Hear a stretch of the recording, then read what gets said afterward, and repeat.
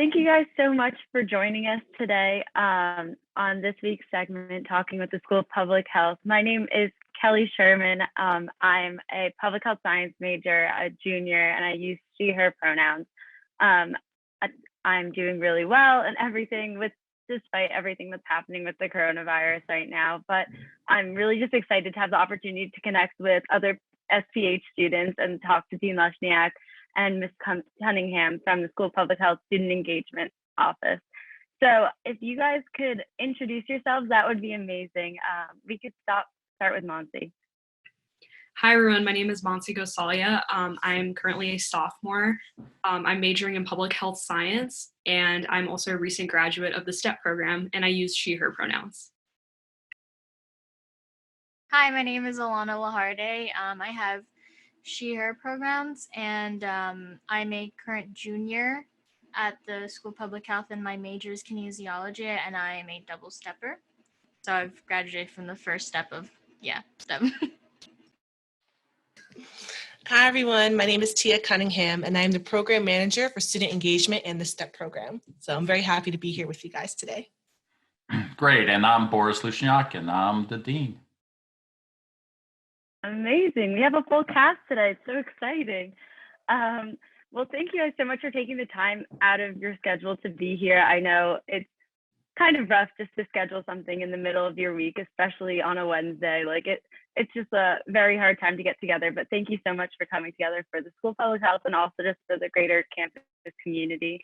I was just wondering if you guys would feel comfortable talking about STEP in general and what is STEP, because Alanna, you said you were a double stepper, and as someone who's watching, they might have no idea what that means. So I would love to hear more. Sorry. No, it's fine. Sorry, Lana, go for it.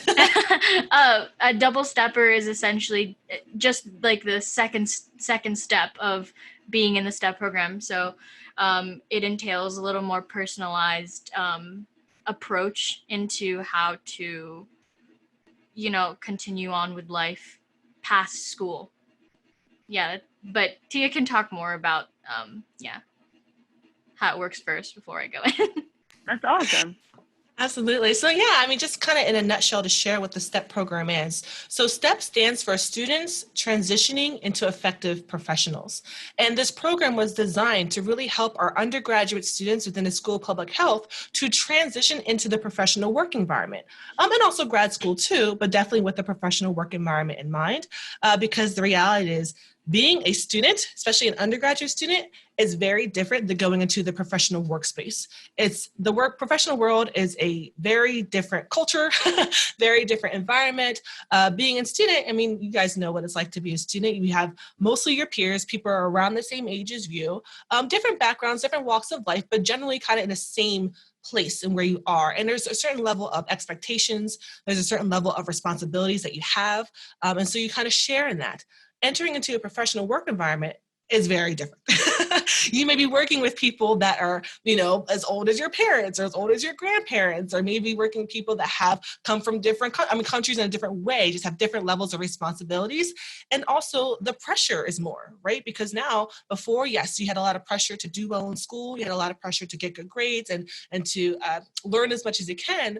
But then moving into a professional environment, now you're almost like, it's almost your survival, right? Because you have to earn an income for yourself for the first time. You may have bills and other responsibilities. You have a supervisor who's there, who's very different than a professor. And so what we do in STEP is really try to help prepare our students for what that transition is going to be like. So it's not as much about getting a job, if you will, because the Career Center does that, right? We have a fantastic Career Center that works with our students to help our students get an internship, get a job, etc. But STEP mainly focuses on what that transition is like and how to assimilate into that next step. And so along with some practical life skills as well. So we focus on those things in the program. That's so amazing. Awesome. Thank you so much for just giving us that background on the STEP program in general. And that goes hand in hand with what we're going to be talking about today, just about student engagement and different things offered through the School of Public Health and just in general. I was wondering, Dean Lushniak, if you could give us kind of when we start this, we usually talk about our updates with COVID and how we're doing like as a society and what's changed or what is new since last week. And honestly, a lot can change in a week. So I was just wondering if Dean Lushniak, you could just catch us up to date. Sure. So, it's interesting. A lot changes in the week, but specifically with this pandemic of COVID-19, a lot changes in a day and sometimes even in an hour. So let me tell you that the numbers keep increasing. That's once again not surprising in that don't forget that we also are testing more individuals, right? And so we have broken an important sort of landmark overnight, right, with over 1 million cases now in the United States. So this is still out there. A lot of states are still on increases, as is Maryland. We had a slight decrease for a few days, and Maryland is now kind of on the increasing slope yet again. And so worldwide, we've broken 3 million people who have been infected with COVID-19. So over 3 million people, 3.1 million as of this morning, 218,000 deaths worldwide. And in the United States, we have 53,000 deaths. So this remains a major public health crisis. New information this week, we talked a little bit last week about the idea that, as we're learning more about the SARS-CoV-2 virus, that's the name of the virus that causes the disease COVID-19, there's several surprises taking place there. And one of those surprises, and we talked a little bit about this last week, are the number of people who are totally asymptomatic and yet maybe are harboring the virus. And right now, some of the studies that are out there, nothing, there hasn't been sort of the wider population studies you need to take place that be definitive about this. But it's upwards of 25 to 50% of people, right, may be totally asymptomatic and yet test positive when they're testing, right? That's of concern, obviously, from a public health aspect. Why? Because if I'm feeling healthy and, and I'm not bothering with the physical distancing aspect, I could be a spreader to others without even knowing it. So that's point number one in terms of new data. The other point this week is there's been a surge of brand new types of tests, right? The testing I'm talking about right now is diagnostic testing, right? That's a positive or a negative. It's reverse transcriptase polymerase chain reaction test, RT-PCR. And that's the one we're reading about all the time in terms of people getting tested. There's brand new tests coming out that are called serology tests. And these tests will give us an indication as to whether we've been exposed. These are antibodies. So in essence is if I get the virus, usually what happens with most viruses is that after I have the virus, my body will be mounting an immune reaction. And there's two major antibodies, something called IgM, immunoglobulin M, and then immunoglobulin G, IgG. And what happens usually is with infections is the IgM will usually come up within perhaps even a few days to a few weeks after that infection. And the IgG is a little lagging behind that, maybe a few weeks, and may last a longer time period, sometimes up to several months, if not several years, that you have these antibodies that are EU post-infection. So a bunch of new tests are out there. The problem, of course, is this is really early on studying this serology, this antibody reaction. So there's also a lot of concern that these tests aren't the most accurate right now. In two areas, they've done sort of population-based studies. So they've looked at healthy people, and this was in LA County and also up in New York. And the numbers are a little bit flabbergasting right now. In New York, they did testing of this serology on 3,000 people, and they found that almost 14% of New Yorkers in general were testing positive. 14%, that's a lot of people who may have already had the virus and are now mounting an antibody reaction. In New York City, the numbers were, and again, this is a population sort of convenience sample, if you will, in epidemiology, because they did people who were going into the store. So it's not a rigorous study. But in New York City, 20% had signs that they already have been infected or had the virus on board. LA County, 4% of 163 people, right? Why is that all important? Because that shows you that we're probably underestimating that those million cases I told you about in the United States may be actually 25 to 50 times that amount already, if you sort of project it out based upon these studies. So that's sort of the big news. The last thing I want to say about this latest update is that what we would like to say is if you have antibodies, this is what we would like to say. If we have antibodies, then we're now immune, right? So I'm now safe. And that's not quite, the science isn't there as yet. What we know is we're mounting an antibody response, an immune reaction.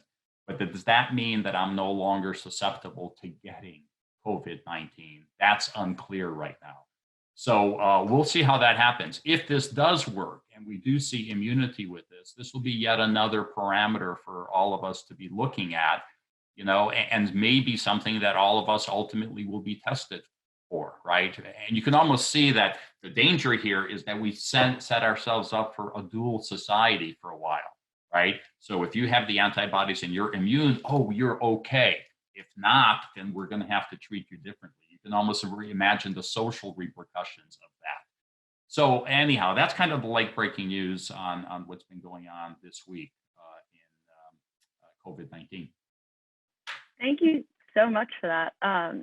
I noticed a bunch of my anatomy terms popping out when you were talking about IgG and IgM, but that is really cool to just learn about that. And also, this is just going to go back to the dean, but what do you think the proper public health messaging should be about reopening different businesses across the country at this stage, especially if we are under testing, or you said that there could be 25 times the amount of cases across the country?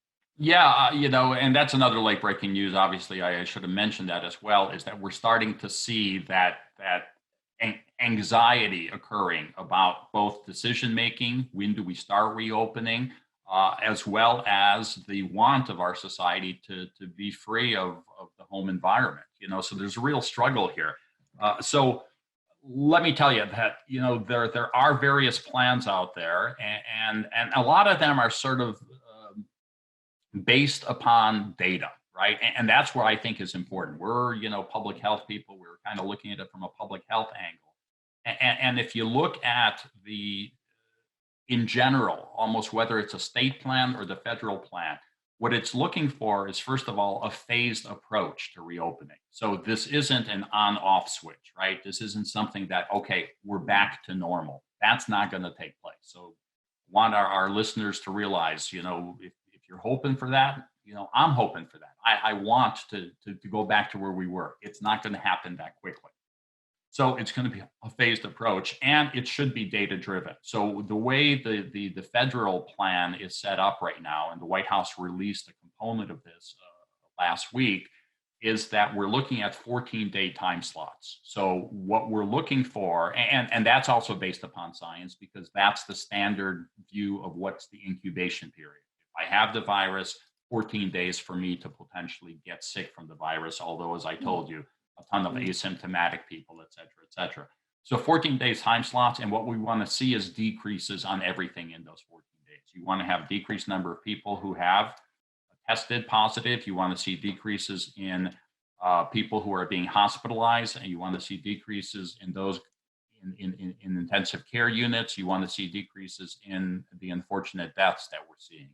So if you have a 14-day time slot where you're seeing the numbers coming down, that allows a state or perhaps a city, this is being done at a regional level, to start thinking about opening up. And the opening up will come in phases, so that, the vulnerable people, so people, of older age or with chronic conditions, they won't be allowed to really function normally until we get to the third phase, because we're concerned about them and their high risk. So a phase, then sort of you move into a phased approach. And phase one, just examples, is that telework is still going to be highly encouraged. No gatherings greater than 10 people, that continues. But some businesses are now allowed to begin opening up in that first phase. And that includes things like restaurants, as long as you can do the social distancing. So social distancing continues in that first phase, and mask wear continues in that first phase. So that's sort of the phased approach. Then if you have another 14 days of decreasing numbers, what happens then is you go to another phase and you start opening up more things, right? And then if you have another 14 days, you go to a third phase where you, in essence, start opening up even more things. But even by the third phase, we're not talking completely normal. By the third phase, we're still talking about social distancing to some extent. We still talk about staying away from large crowds. You know, you don't have a number stipulation. We're starting to talk about bigger venues opening up by the third phase, but we're still very cognizant of the disease still being out there. So that's kind of the game plan right now on opening. I think, you know, my critique right now is some states are taking it upon themselves to open already without having gotten to the success of a 14-day decrease. And I think there's danger in that, you know, we've seen some of the films on TV, on the news, beaches filled with people. I mean, people want to get out, so I don't blame them. You know, Southern California, I guess, has had a hot spell, right? And everybody wants to be at the beach. But when you saw those pictures of people lying on the beach next to each other, you know, from an epidemiological perspective, you're like, OMG, you know, is there disease being spread as people are having a good time? So, you know, a lot of moving targets out there. Thank you so much for talking about that. And like programs at the School of Public Health, like the STEP program, have definitely been taking a hit or like transitioning to telework. So how is that environment for STEP transitioning online? Yeah, so I know that there are a lot of programs now that are trying to go virtual for the first time, right? Trying to figure it out, seeing if they can still be able to achieve their goals as a program without actually having the physical contact piece, right? And so STEP definitely was one of those programs. At the same time, we did try to do, have been trying to cultivate a virtual environment. We started that with our first semester last semester. So we tested the waters a little bit. So we kind of saw how it was. But then this semester, we weren't walking into this semester, that wasn't our initial plan. So then it was like, oh, well, okay then. We've done this before, so let's try it again and see how this works. So we still have been able to function and operate. We are using our Zoom calls. We've had a couple of guest presenters also come and speak for our workshop. So they're still in action. Our students are definitely still engaging. And so it is one of those things where, you know, as the opportunity allows, because I know there are some student groups that haven't been able to transition to an online environment, or they're not seeing the same kind of response or engagement level, I would still encourage our students to still be active, especially now that the semester is winding down. I mean, a little bit, there's still some time, but still stay connected, still engage. This is your network. This is your time. So make the most of it. So where those opportunities are to continue to engage. But for now, STEP actually did end our semester last week with our workshop being online. That's still awesome that you had them open last week and everything. Mansi and Alanna, how did you guys hear about the program initially, and like what made you guys want to get involved in the program? Yeah, so I actually heard about the program through an email last semester. Last semester was actually my first semester at the University of Maryland. And being able to join a program where I knew I was going to be meeting like-minded peers and really getting a lot of like one-on-one attention through a mentorship program was really important to me. So that's mainly why I decided to join. But yes, I did hear about it through email, and I was so excited when I was accepted into the program. Yeah, the same thing for me. I also did hear it through an email, which I think was the best way. Because yeah, I was also transferring in last semester like Mansi. So, you know, you were reading your emails a lot more because you're transitioning to school. And I like, it was talking about the email talked about how the STEP program deals with, right, like being able to learn about what to do in the workplace. And so that highly motivated me to join because I had no idea what I was doing in terms of how to act in the workplace. Especially since I was transitioning to, it was a whole new environment that I would be getting into eventually. So I decided I should pursue this opportunity, and then just take action. That's awesome. I think I need to check my email more often or more diligently because this program sounds amazing. But what are some benefits that you guys got out of the program, and like how have you seen like just different workshops and stuff transition into your daily lives? Some of the benefits that I think were really big on this was not only just learning new strategies, basic things that you learn that you need to know before going to work, like emails. Honestly, it sounds a little crazy, but you never actually learn how to properly use emails. Like I never knew what a CC was or what a BCC was. You don't learn that in school. And so these are the small things that you learn at STEP, along with just general life skills like, you know, how do you do a 401k? I've never heard of that. I've never even thought about saving for my future. So that was definitely something you learned. And also you create a lot of very meaningful relationships going into STEP, and like networking, learning how to network. These are like really big, important skills that you need to have for the workplace that I think are not emphasized enough in regular schooling, like high school, which is, I think, really important. That should be implemented more. Yeah, really just piggybacking off of what Alanna mentioned. I also had a similar experience as well. For me, networking was just such like a huge thing that I really learned in the STEP program, because going into the workforce and, you know, graduating like life after college, it's really important that you have a solid network that you're able to lean into, where you're able to go and connect with other professionals, learn about what's important in the field right now. Expanding your knowledge outside of just outside of like, you know, the academic environment. Also talking about emails, one of the really big things that I learned in STEP was how to send a cold email or how to request an informational interview from someone, which also goes into, you know, building your network and really just putting yourself out there and getting your name heard in your community and where you want to, you know, hopefully work in the future. One of the really big things I learned in STEP was actually how to implement all of these basic foundational aspects of being a young professional. So how to interview properly, how to present yourself in a very polished and refined manner, I think was so huge. Also, one of the really great things about STEP is that at the end of the program, you're able to complete sort of a capstone where you're able to go and shadow employers.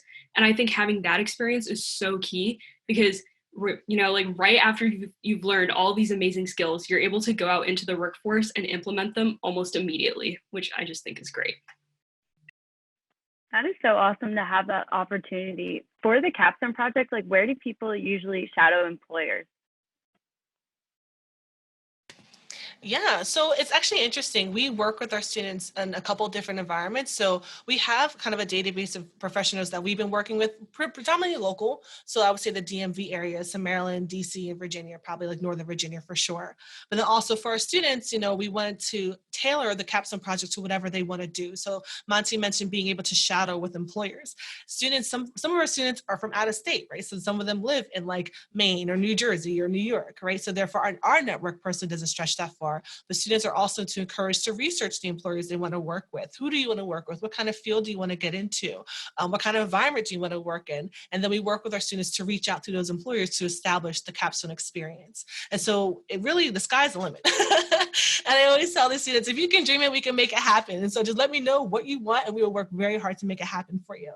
And so I'm really thankful that our students have taken advantage of the opportunity and continue to do so. But then now, obviously, because we're quarantined, we can't necessarily do it in-person shadowing like we used to, but even still being able to have virtual opportunities and be able to work in your network like Mansi was sharing. Another thing that I wanted to note about the program is that while it is sort of a sort of like a gateway to help you with transitioning and getting to where you want to be, it doesn't really piggyback you. You still have to put in your work, and it really roots down to how motivated are you as a student to get this done. And they're simply there to sort of help regulate it in a way. So it really does come down to the student to do it, but they're there for a resource.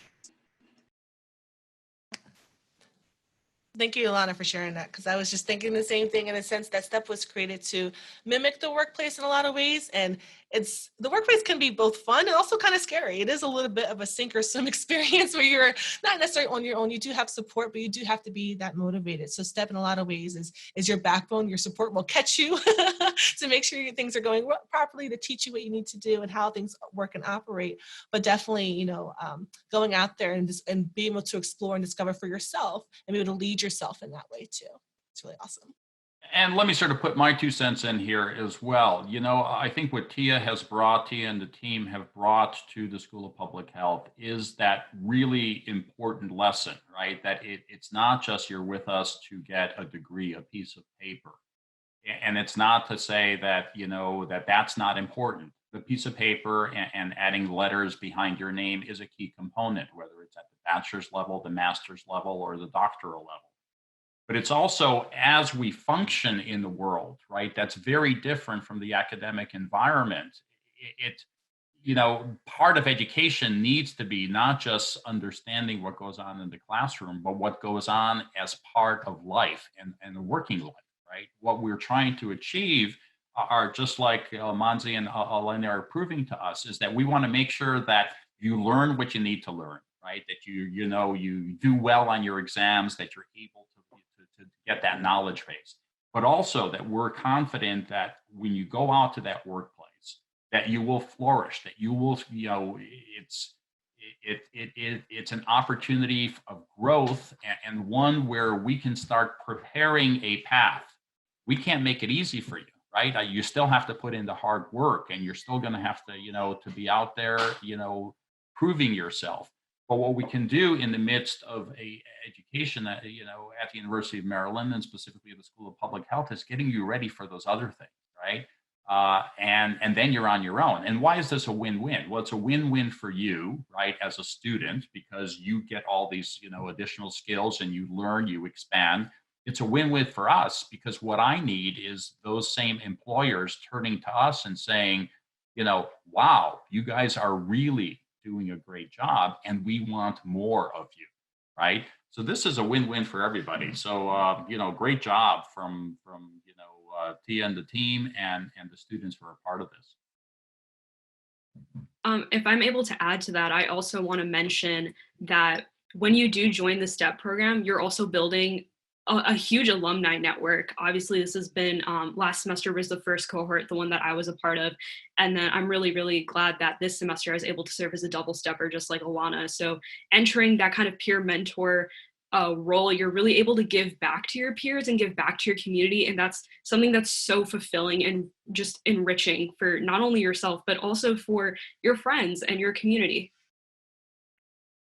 So how do people apply to take part in the STEP program, just in general? Yeah, so our application's online. So it is true. So if you go to the student engagement website, and I would just say probably the easiest way is just to Google like School Public Health Student Engagement, you will get to our website there, and the application's right online. And so we are opening the application up for the fall. So if anyone's interested and wants to participate or apply, you absolutely can. Awesome, thank you. And then I guess just like thinking about like bringing it to current times now, like, is there any advice that you would give students who might be looking for jobs after graduation or internships, like during this economic struggle and like just tough time that we're all going through? Absolutely. So I think what's important and key during this time is I know our students are your focus, especially as a graduating senior, you had plans, right? You had dreams, you had a plan of how this was supposed to work out, and it didn't work out the way that you hoped. And so a lot of us are like, oh gosh, we're in it with you in terms of our heartbreak. At the same time, this is a new opportunity to revamp and rethink about something. So what I would say for students is that you have been given a time to always take a step back and to reassess. So first is to reassess, what are your goals? What are your ambitions? Do you still want to go down this path? I think there are some students that maybe, being in public health, going through this crisis, maybe it motivates you more. And you're like, wow, I really want to make a difference. I really want to go into this field. Maybe there's a new field of something within the public health realm that you discovered through this pandemic that you really want to dive into. Or for some other students, maybe it's like, maybe this isn't for me. Maybe I want to move into another direction, another path, because maybe I don't want to face certain situations like this or deal with it in this kind of manner. So I would say for students to definitely do a lot of self-exploration. But also with that, there are some students that maybe have received job offers that maybe now, because of the pandemic, a lot of companies and organizations are experiencing financial difficulties. So maybe some job offers were rescinded, or maybe some internship internship positions that were offered have been rescinded as well. So I would say for those students that maybe who are going through those experiences to keep at it. I would say to keep up with their network for sure. Like Amanti was sharing, networking is so huge. Keep up with your emails, keep up with your informational interviews if you can. Keep your network going, because one thing that is true, right now, we're in a temporary situation. This won't necessarily last forever. It might be for a while, but the hope is that it won't be for forever. So I truly do believe that once we get back to a place where our economy is more stable and more organizations and businesses are more stable as well, the floodgates will open up. So therefore, what we learned, lessons learned from the 2008 recession, was that those employers and even graduating seniors who were staying connected with the professional world were so much more ready and prepared to go into those job opportunities if they stayed connected, because they were able to be in a pipeline, if you will. Employers are still going to be looking for talent. They're still going to be looking for people to hire. So therefore, on their side, staying connected with students, those who are in their pipeline, even opens up more opportunities for them in the future. So I would say stay connected with your network. Use LinkedIn. That is your best friend. Stay in touch with our Career Center. They're doing a really great job working with our students, having interviews with them, or mock interviews, preparing resumes. Get ready. This is one of those things where now is the time to use your time to the best of your ability. So that way, when the floodgates open up and everything kind of gets back to a more stable place, things are going to jump off really quickly. That's a really optimistic way and very planned out. I love that approach, just to be like polishing over your resume, making sure that you're staying in touch with people. And like, definitely your network would appreciate that too. Just like having that human connection during this time is really important. That's awesome that's like a way to go about it. And building skills. Sorry, Kelly. No. And building skills for sure. There are over hundreds of thousands of free online courses right now that students can participate in. So I would say to fine tune any skills that they have. So whether it be working on your Excel skills or working on like things like conflict resolution, right? Like any sort of things that you can work on for a free, at a free price for sure, but completely free to be able to do during this time as well, be really helpful. Definitely. Thank you so much. And then, Dean Lushniak, I have a question about how do you envision like the School of Public Health, assuming that we come back to campus, how do you envision the whole staff and like students integrating into our like normal life, and just seeing like how can we best help students and help staff during this time, like if we go back in the fall, and how can we promote social distancing? Yeah, there's a lot of planning going on right now. And so we're in, incredible sort of work groups right now, all looking at the various facets of campus life. And so, it's going to be, once again, more than likely a phased approach that we take, right, with reopening. I can't give you right now what is going to be the timeline, because part of it really goes back to, as I described, those phases. It depends on what's going on, right, with the disease. Certainly, if we have, increased number of cases, then we don't want students and faculty and staff to be put into a dangerous environment, right? And that's what it is. This is a dangerous environment right now. If things get better, then we need to obviously take into account which phase are we in and how a university fits into that phase. And you can imagine the difficulty of even planning that out right now, right? But we have to be in the planning stage. So part of it is, can we, for example, have social distancing on campus? Well, in certain scenarios, we can. And in others, we have to do things differently, right? The classroom setting may have to change to some extent, right? I mean, you can almost imagine, being 6 feet away from everybody else in the classroom, right? I'll ask, look at Alanna and Mansi, how many classes are you in where that's even a potential, right? We have desks next to each other, we're sitting next to each other, we're socializing. So we have to begin looking at, sort of this next phase of how do we provide that safe environment, right? And that's going to be part of the key, right? Which means How do we alter classes? How do we do hybrid models, right, of in-person as well as others? How do we divide up sections even further so people can stay away from each other? But I would be ready for changes, right? And so our goal is we want to open up the university as fast as we possibly can.